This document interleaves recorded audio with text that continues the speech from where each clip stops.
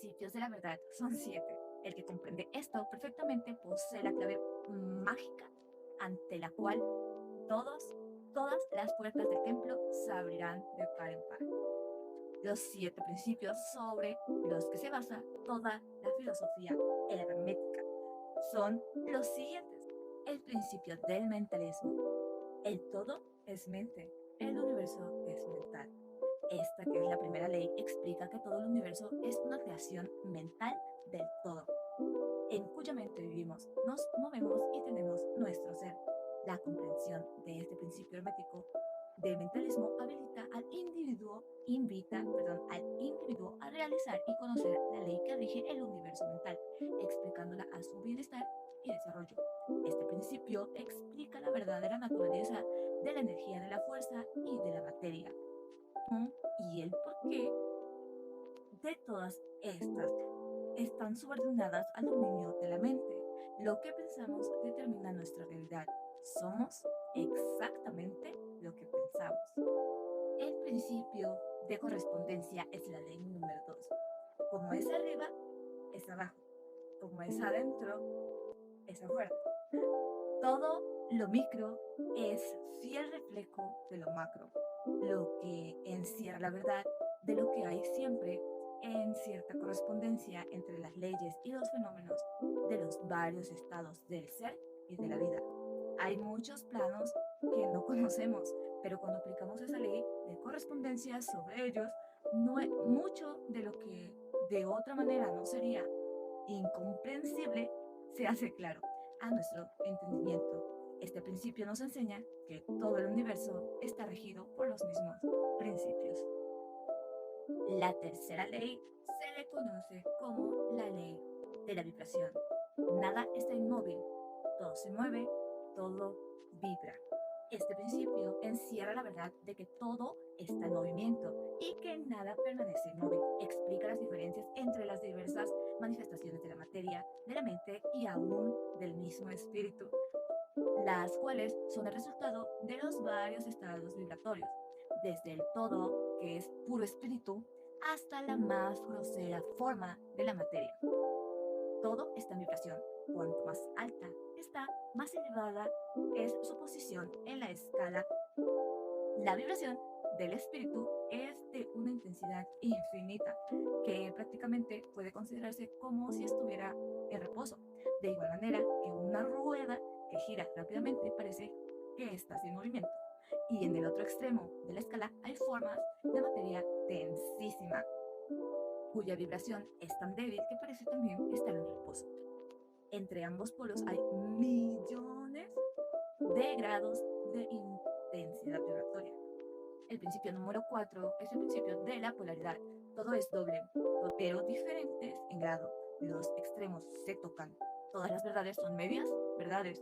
Todas las paradojas pueden reconciliarse. Todo es dual y todo tiene dos polos.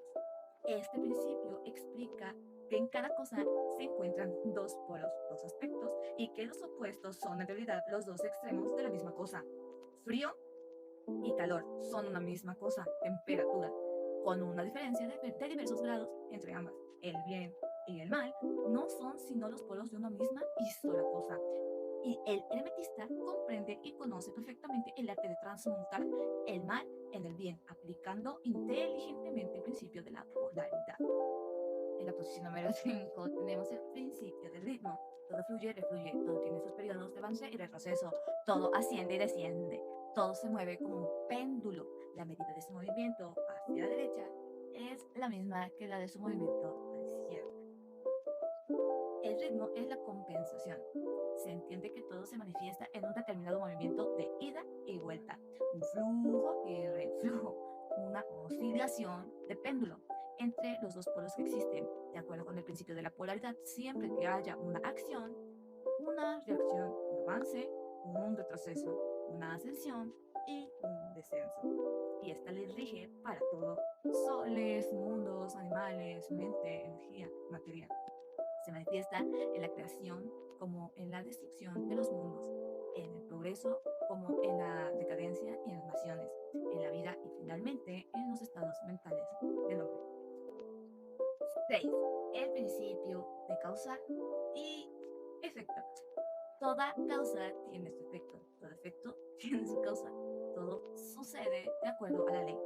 La suerte no es más que el nombre que se le da a la ley de no reconocida, pero nada escapa a la ley.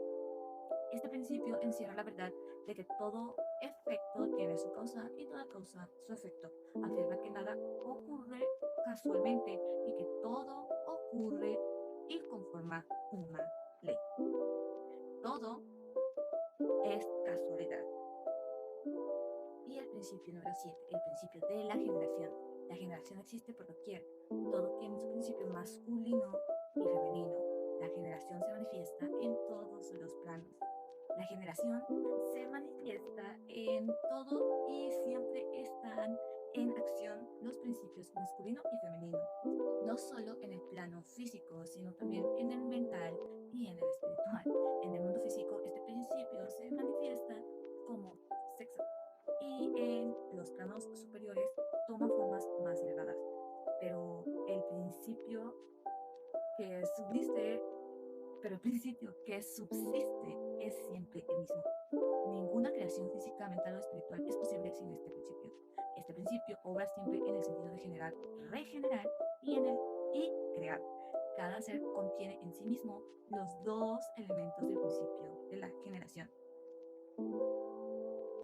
Hoy en día, el término hermético es utilizado sin saber cuál es su verdadero sentido, ni el origen de la palabra.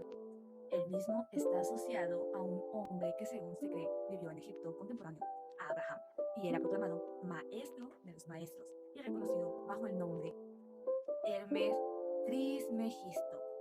Las bases fundamentales de las enseñanzas esotéricas que conocemos en la actualidad son originarias en esencia de los conocimientos formulados por Hermes.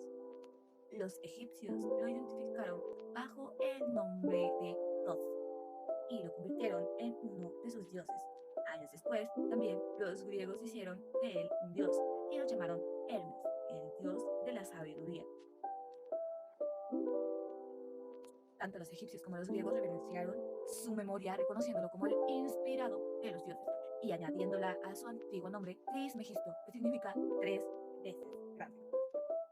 Todos lo adoraron como fuente de sabiduría. Se cree que en las doctrinas más antiguas de la India han tenido como fuente las enseñanzas herméticas y que su influencia fue tan poderosa que se puede percibir fácilmente en todas las religiones, tanto en las denominadas religiones muertas como también en las actuales.